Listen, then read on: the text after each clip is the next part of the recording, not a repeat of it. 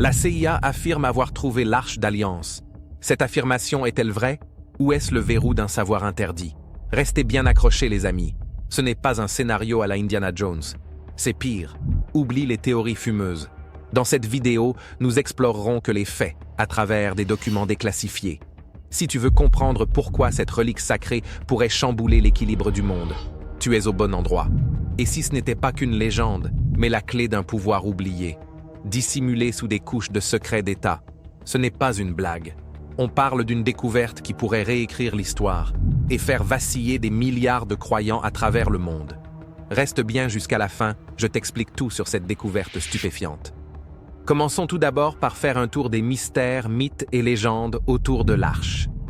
En 2011, un ovni planait au-dessus du dôme du rocher, sur le mont du Temple à Jérusalem. Il a émis un éclair de lumière, puis s'est élevé et a disparu dans le ciel nocturne. Mais selon certains, il se pourrait que l'engin ait cherché l'Arche. L'Arche d'Alliance est un objet d'une extrême importance religieuse pour des milliards de personnes. Alors pourquoi un ovni la chercherait-il? S'agit-il de l'ultime dispositif apocalyptique de Dieu? Une super arme pour les justes? On dit qu'elle possède un pouvoir énorme, y compris la capacité de déclencher des fléaux et des catastrophes naturelles. Selon la légende, une armée qui porte l'arche en son sein est invincible. Selon les récits bibliques, elle contenait les tables de la loi données à Moïse par Dieu, un symbole puissant de l'alliance entre Dieu et les Israélites. Cet objet sacré a accompagné les Israélites à travers le désert. Et après avoir été placée dans le Saint des Saints au Temple de Salomon à Jérusalem, elle disparut sans laisser de traces dans la nuit des temps. Depuis des siècles, des explorateurs et des archéologues ont cherché son emplacement. Mais son sort reste un des plus grands mystères de l'histoire. Selon les récits bibliques, l'Arche d'Alliance aurait été fabriquée par Moïse sous la direction divine, un objet sacré fait de bois d'acacia et recouvert d'or pur. Elle renferme les tables de la loi que Dieu aurait données à Moïse sur le mont Sinaï. Elle symbolise la présence divine parmi les Israélites. Elle a traversé de nombreuses batailles. L'histoire de l'Arche d'Alliance commence dans le livre de l'Exode et est mentionnée plus de 200 fois dans la Bible. Elle était portée par les Israélites lors de leur traversée du désert en direction de la terre promise. L'arche s'envolait dans le ciel à des kilomètres devant les Israélites et leur montrait le chemin. Elle les protégeait de tous les dangers qui se trouvaient devant eux. Elle a séparé des rivières, créé des murs de feu, fait s'écrouler les puissants murs de Jéricho et réduit des montagnes en poussière. Selon la Bible, Dieu a convoqué Moïse au sommet du mont Sinaï. Là, Moïse reçoit 2 tablettes de pierre sur lesquelles sont inscrits les 10 commandements. Ces tablettes devaient être conservées dans l'Arche d'Alliance. Dieu a donné à Moïse des instructions très précises sur la manière de la construire. Fais une arche en bois d'acacia, longue de 2 coudées et demie, large d'1 coudée et demie et haute d'1 coudée et demie. Recouvre-la d'or pur à l'intérieur et à l'extérieur et fais une moulure d'or autour d'elle. Mets dans l'arche les tables de la loi de l'Alliance que je te remettrai. Au-dessus de l'arche, il y avait des chérubins. On les voit parfois représentés comme des anges, parfois comme des sphinx ailés, avec un visage d'homme, un corps de lion et des ailes d'aigle. Faites 2 chérubins en or martelés aux extrémités du couvercle. Les chérubins doivent avoir les ailes déployées vers le haut, surplombant ainsi le couvercle. Les chérubins doivent se faire face. Placez le couvercle sur l'arche et mettez dans l'arche les tables de la loi de l'Alliance que je vous remettrai. Et Dieu a donné des instructions sur la manière de la transporter. Coulez 4 anneaux d'or et fixez les anneaux aux 4 coins. 2 anneaux d'un côté et 2 anneaux de l'autre. Fais des perches en bois d'acacia et recouvre-les d'or. Insérez les perches dans les anneaux sur les côtés de l'arche pour la transporter. Dieu voulait qu'elle soit portée par 4 prêtres de la tribu des Lévites. L'arche était extrêmement dangereuse. Elle devait être placée loin de l'endroit où les Israélites campaient, à 2000 coudées, c'est-à-dire à un peu plus de 800 mètres. Quiconque la touchait était tué instantanément s'il avait de la chance. S'il n'avait pas de chance, il mourait dans d'atroces souffrances. Lorsque nous analysons la façon dont l'arche est décrite dans la Bible, les matériaux utilisés pour sa construction, son aspect, son bruit, la façon dont elle tuait les gens, elle ne semble pas paranormale ou surnaturelle. En fait, l'arche de l'Alliance ressemble à de la technologie. Certaines théories suggèrent que l'arche d'Alliance était un condensateur électrique. On construit un condensateur en plaçant deux plaques conductrices parallèles l'une à l'autre, séparées par un matériau non conducteur appelé diélectrique. L'arche a été construite de cette manière. La boîte était recouverte d'or à l'intérieur et d'or à l'extérieur. Le bois d'acacia entre les couches d'or servirait de diélectrique. Il est possible que l'arche ait pu stocker et décharger de l'électricité. Selon cette théorie, l'arche aurait pu être utilisée pour produire des éclairs ou des chocs électriques, ce qui aurait été perçu comme une manifestation de la puissance de Dieu. En fait, la Bible raconte l'histoire d'un homme nommé Uzza, l'un des prêtres qui transportait l'arche. Pendant le voyage, l'arche semblait être sur le point de tomber. Uzza tendit la main pour la soutenir. Lorsqu'il touche l'arche, il est tué instantanément d'une manière qui ressemble à une électrocution. Une autre théorie suggère que l'arche était une machine capable de communiquer avec Dieu. Là, je te rencontrerai, et je te parlerai par-dessus le couvercle de l'arche, entre les deux séraphins qui sont sur l'arche. Les séraphins sur le couvercle de l'arche ont pu fonctionner comme des antennes, en offrant une grande surface pour la conversion de l'énergie électrique en ondes radio. Une autre théorie veut que l'arche ait utilisé de l'énergie nucléaire contenant des matériaux radioactifs, tels que de l'uranium, que l'on trouve dans la région. Lorsque l'uranium subit une fission nucléaire, il libère une quantité massive d'énergie sous forme de chaleur, de lumière et de rayonnement. Cette énergie peut ensuite être exploitée et utilisée pour alimenter divers appareils ou armes. La chute des murs de Jéricho aurait été provoquée par le son de trompettes et la présence de l'arche. Selon cette théorie, l'arche aurait contenu une substance radioactive déclenchée par des ondes sonores qui auraient fait s'écrouler les murs. Par ailleurs, les prêtres qui portaient l'arche devaient porter une cuirasse et un tablier métallique, un peu comme une couverture de plomb utilisée lors d'une radiographie. Chaque fois qu'un prêtre s'approchait de l'arche, il devait avoir une corde attachée autour de sa jambe. C'était au cas où le prêtre mourrait. Son corps pouvait alors être traîné loin de l'arche. Dans le livre de Samuel, les Philistins et les Israélites sont engagés dans une bataille féroce. Les Israélites ont sorti l'arche de l'Alliance, croyant qu'elle leur apporterait la protection divine et la victoire dans la bataille. Mais Dieu ne leur a pas donné d'ordre en ce sens. Et l'arche n'a donc pas fonctionné. Les Philistins gagnèrent la bataille et emportèrent l'arche dans leur propre ville, à Ashdod. Dès l'arrivée de l'arche, la peau des gens s'est infectée de tumeurs douloureuses après qu'ils l'eurent transportée. La main de l'Éternel s'appesantit sur la ville, et la déconfiture fut très grande. Il frappa les habitants de la ville, petits et grands, et des maladies hémorroïdaires se déclarèrent. Ces tumeurs et maladies ressemblent beaucoup à des brûlures par irradiation. Puis la maladie a envahi la ville. Les Philistins ont cru que l'arche était maudite et l'ont déplacée dans une autre ville, Gath. Mais les tumeurs et les maladies ont continué. Ils la déplacèrent ensuite à Écron. Mais les tumeurs se poursuivent. Enfin, les Philistins renvoyèrent l'arche aux Israélites, avec de l'or et de l'encens. Ils envoyèrent chercher tous les princes philistins, et ils dirent « Renvoyez l'arche du Dieu d'Israël, et qu'elle retourne dans son lieu. » Lorsque l'arche voyageait, elle était installée dans un sanctuaire portatif, appelé « tabernacle ».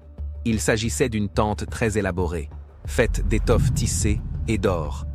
L'arche était toujours enveloppée. Elle était trop dangereuse pour être regardée.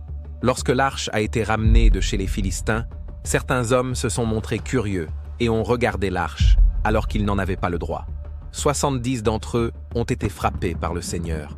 Les amis, si le Seigneur dit de ne pas regarder, c'est qu'il ne faut pas regarder. Pendant un certain temps, les Israélites ont connu une période de paix et de stabilité. L'arche est restée un symbole puissant de l'alliance des Israélites avec Dieu. L'arche a finalement été déplacée à Jérusalem, où un temple a été construit. L'arche fut alors placée au Saint des Saints, dans la chambre la plus profonde du temple. L'arche y est restée pendant plus de 300 ans, et a joué un rôle central dans la vie religieuse des Israélites. Et soudain, elle disparaît. En 587 avant Jésus-Christ, après un siège de 30 mois, la ville de Jérusalem tombe aux mains de l'armée babylonienne. Ils pillent alors les trésors du temple et réduisent l'édifice en cendres. Les Babyloniens ont tenu des registres précis de tout ce qu'ils ont pris à Jérusalem. Mais l'arche d'alliance qui était censée être entreposée dans le temple ne figurait pas sur les listes. Et, C'est là que l'arche disparaît de l'histoire. Si les Babyloniens ne l'ont pas prise, alors, qui l'a fait? Et où est-elle aujourd'hui? Certains pensent que la réponse se trouve dans les fameux rouleaux de cuivre des manuscrits de la mer Morte qui ont été découverts dans les grottes de Khirbet, Qumran. La plupart étaient des papyrus et contenaient des récits religieux ne figurant pas dans la Bible. Mais des rouleaux étaient très différents. Ils étaient faits de cuivre. Les rouleaux de cuivre ne contiennent pas la parole de Dieu.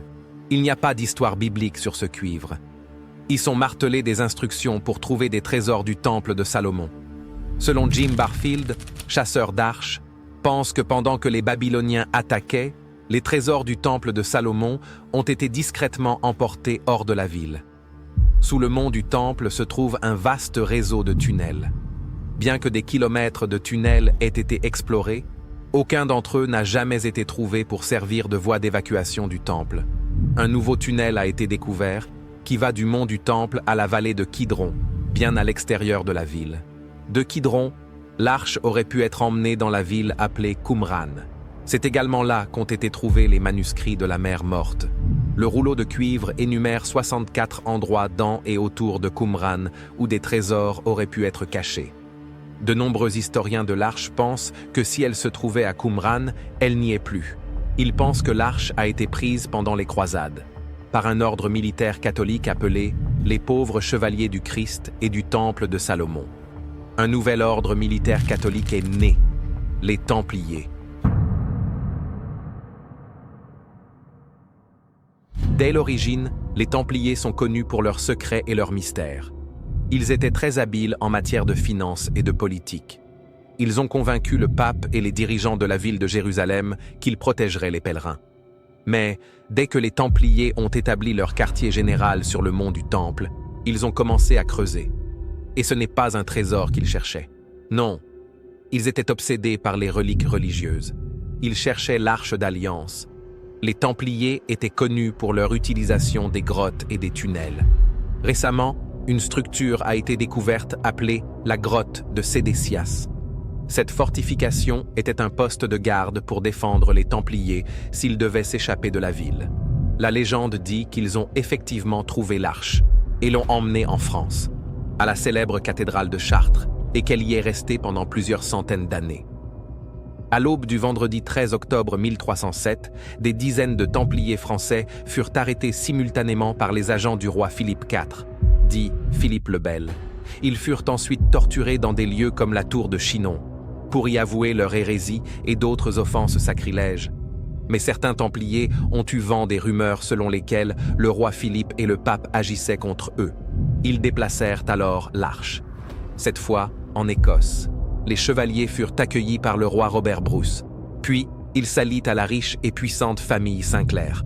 Ensemble, ils décident de construire un lieu pour y mettre l'arche de l'Alliance, Rosslyn Chapel. Rosslyn Chapel est conçue comme le premier temple de Salomon.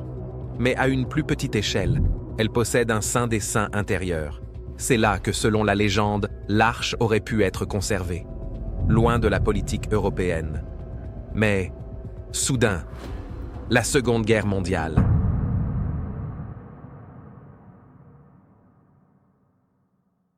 Comme nous le savons, la team du moustachu, les nazis étaient obsédés par l'occultisme et les reliques religieuses. Ils recherchaient la lance du destin, également connue sous le nom de lance sacrée.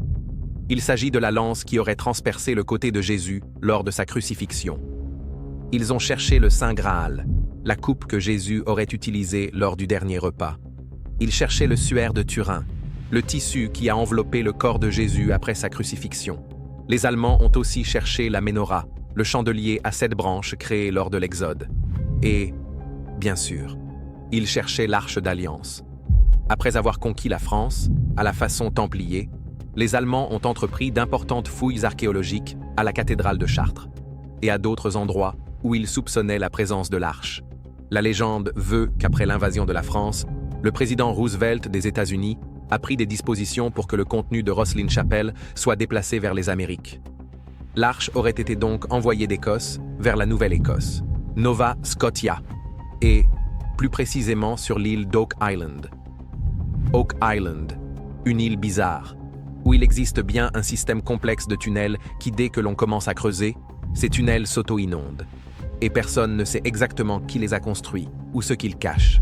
Dites-moi les amis, si vous voulez une petite vidéo au sujet de l'île aux chênes. Laisse-moi ton meilleur pouce vers le haut, abonne-toi si le contenu te plaît et active la cloche. L'emplacement de l'Arche d'Alliance est un mystère qui perdure depuis plus de 2000 ans, ce qui laisse beaucoup de temps pour bâtir toutes ces légendes. Même dans la Bible, l'Arche se comporte différemment selon les époques. Elle s'est comportée comme un condensateur à haute tension qui a électrocuté Uza lorsqu'il l'a touché, et comme un rayon de chaleur qui a fait bouillir l'eau lorsque les Hébreux ont traversé le Jourdain.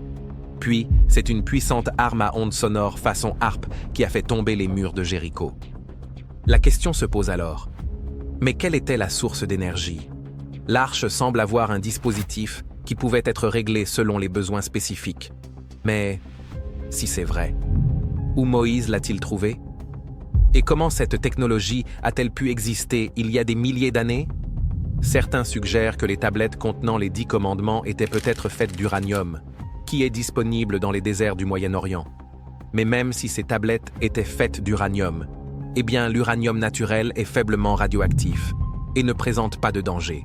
Ce n'est que lorsqu'il est raffiné que les radiations sont nocives. Et je ne pense pas qu'il soit controversé ou déplacé de dire que les Israélites ne disposaient pas de centrifugeuses et de technologies d'enrichissement de l'uranium à cette époque. On raconte que l'Arche a fini à Rome, ou bien qu'elle serait sur l'une des étagères des archives secrètes du Vatican. D'autres affirment que l'Arche est enterrée sur le mont Nebo en Jordanie, là où Moïse est mort. Une autre légende dit que l'Arche a été emportée par le prophète Jérémie en Égypte, et qu'elle se trouve dans une chambre cachée sous le Sphinx.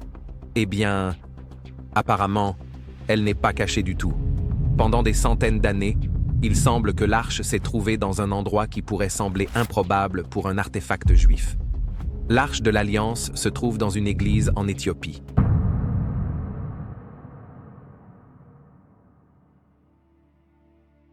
Dans la Bible se trouve l'histoire de la reine de Saba, dans le 2e livre des Chroniques. C'était une reine riche et puissante qui régnait sur le royaume d'Aksum, situé dans ce qui est aujourd'hui l'Éthiopie et le Yémen. La reine de Saba entend parler de la grande sagesse du roi Salomon d'Israël. Elle est sceptique. Elle se rend à Jérusalem avec une escorte imposante, des chameaux chargés d'aromates, de pierres précieuses et d'une énorme quantité d'or. Quand elle arrive auprès de Salomon, elle lui expose les questions qu'elle avait préparées. Mais Salomon avait réponse à tout. Lorsque la reine de Saba vit la sagesse de Salomon, la maison qu'il avait bâtie, les plats servis à sa table et les merveilles qui l'entourent, elle en eut le souffle coupé. Elle dit au roi, « Ce que j'ai entendu dire dans mon pays sur toi et sur ta sagesse, c'est donc vrai. Je ne voulais pas croire ce qu'on disait avant de venir et de voir de mes yeux. Mais vraiment, on ne m'en avait pas appris la moitié. Tu surpasses en sagesse la renommée qui était venue jusqu'à moi. Heureux tes gens, heureux tes serviteurs que voici, eux qui se tiennent continuellement devant toi. » Bref, elle a complètement craqué sur lui. Après avoir été témoin de la splendeur de son royaume, la reine de Saba retourna chez elle. Rideau. C'est ainsi que se termine le récit biblique de la reine de Saba. Mais l'histoire ne s'arrête pas là. Le Kebra Nagast, un texte éthiopien vieux d'au moins 700 ans, est considéré par de nombreux chrétiens éthiopiens comme historiquement fiable. Ce texte raconte comment la reine de Saba a non seulement rencontré le roi Salomon, mais il lui a aussi donné un fils, nommé Ménélik. Je ne te parle pas du rappeur, calme-toi. À l'âge de 22 ans, Ménélik se rend à Jérusalem pour rencontrer son père. Pendant son séjour, ses compagnons volent l'arche et la remplacent par une réplique. Salomon et Ménélik se sont rendus compte de la manœuvre. Mais c'était trop tard. Ménélik était rentré chez lui. Personne n'a rien pu y faire. L'église de Sainte-Marie de Sion à Aksum prétend posséder l'arche de l'Alliance. L'arche n'a jamais été vue par les étrangers. Lorsque le Saint des Saints a été construit autour de l'arche, les couloirs ont été volontairement faits trop petits. La seule façon de s'emparer de l'arche est donc de détruire l'église. Un seul prêtre à la fois est le gardien de l'arche, et seul ce prêtre est autorisé à la voir. Les prêtres ne permettent à personne de vérifier si l'arche est là ou non. Le gardien vit dans l'église pour le reste de sa vie. C'est bien sûr un grand honneur d'être le gardien de l'arche. Mais c'est aussi une condamnation à mort. Les prêtres qui gardent l'arche ont une durée de vie très courte. Une fois nommés gardiens, ils ne vivent généralement pas plus de 2 ou 3 ans. Et avant de mourir, ils développent une cataracte et deviennent aveugles. Ce qui est intéressant, c'est que ces symptômes correspondent à une exposition à des niveaux élevés de radiation. Mais si l'arche se trouve en Éthiopie, il se peut qu'elle n'y soit plus. En novembre 2020, la guerre a éclaté entre le gouvernement éthiopien et le Front populaire de libération du Tigré. L'Éthiopie s'ajoute à une longue liste de pays qui ont prétendu avoir eu et perdu l'arche. Si l'arche d'alliance est un artefact religieux, les chasseurs d'arches ne sont pas forcément des religieux. La recherche de l'arche intéresse des personnes du monde entier. Et, bien sûr, quelle surprise, la CIA. Les amis, c'est là qu'on plonge dans le terrier du lapin. Profitez-en pour mettre un pouce, partager la vidéo et vous abonner. Depuis 1970, la CIA a mené plusieurs recherches sur des techniques de perception extrasensorielle, dont la visualisation à distance. Tu es concentré? Cet homme sur la photo, je veux que tu le localises. Je veux que tu écoutes ce qu'il dit. Je veux que tu écoutes ce qu'il est en train de dire et que tu me le répètes mot pour mot. Tu crois que tu peux faire ça pour moi? Bien. Commencez. Amulette, frigide, évoluer, avion. Répète les mots. Abricot, jeu, enchantement, souris, ballon. Ce programme secret, parvenu au grand public sous le nom de projet Stargate. J'ai fait une vidéo sur le projet Stargate. Pour ceux que ça intéresse, je mets le lien en description. Quoi qu'il en soit, dans les années 80, il était appelé projet Sunstreak. Les recherches de Sunstreak montrent qu'il est possible de localiser des objets et des lieux à travers des techniques de visualisation à distance. Il avait pour but d'utiliser des visualiseurs à distance pour localiser des objets ou des lieux, sans avoir à se rendre physiquement sur place. Des techniques telles que la méditation profonde ou les états de conscience modifiés permettaient à ces percepteurs de voir des endroits lointains. Le projet Sunstreak a été utilisé pour diverses missions de renseignement, mais l'un de ses objectifs les plus fascinants était la localisation de l'Arche d'Alliance. Selon des documents déclassifiés en août 2000, la CIA a trouvé l'emplacement de l'Arche d'Alliance. Ce document est en libre consultation. Je mets le lien en description. Voici ce que révèle ce document. Nous n'avons pas le nom de la personne psychique qui a réalisé la visualisation, comme McMonagall et sa visualisation d'entités sur Mars. Liens en description. Ici, il est cité sous l'identifiant Voyant 032. Voilà ce que dit le visualisateur 32. La cible est un récipient. Ce récipient contient un autre récipient. La cible est faite de bois, d'or et d'argent. Sa forme ressemble à celle d'un cercueil et est décorée de séraphins. Cette cible se situe quelque part au Moyen-Orient, car la langue, parlée par les personnes présentes, semblait être l'arabe. Les bâtiments environnants indiquaient la présence de dômes ou de mosquées. Les personnes présentes dans la zone étaient vêtues presque entièrement de blanc. Ils avaient les cheveux noirs et les yeux foncés. L'une des personnes que j'ai ciblées avait une moustache. La cible est cachée sous terre. C'est sombre et humide. C'était autant d'aspects de son emplacement. Le but de la cible est de rassembler un peuple. Cela a quelque chose à voir avec les cérémonies, la mémoire, l'hommage et la résurrection. Il existe un aspect de spiritualité, d'information, de leçons et de connaissances historiques bien au-delà de ce que nous connaissons actuellement. La cible est protégée par des entités et ne peut être ouverte que par ceux qui y sont autorisés. Ce contenant ne sera ni ne pourra être ouvert que lorsque le moment sera jugé opportun. Une fois le moment venu, le mécanisme du système de verrouillage s'avérera relativement simple. Les personnes qui essayent d'ouvrir le contenant en forçant ou en frappant seront détruites par ces protecteurs, grâce à un pouvoir qui nous est inconnu. Ce récit soulève beaucoup plus de questions que de réponses. De quelle entité s'agit-il? Et de quel pouvoir inconnu parle-t-on?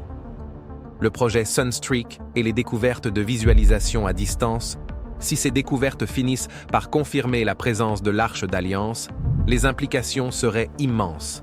non seulement du point de vue historique, mais aussi théologique. L'arche est perçue comme un symbole de l'alliance divine avec les peuples d'Israël, et sa découverte pourrait avoir un impact profond sur les 3 grandes religions monothéistes qui pourraient voir cette découverte comme un signe divin ou un accomplissement prophétique. Alors, l'arche a-t-elle été localisée? Ou restera-t-elle un secret caché dans les ténèbres de l'histoire?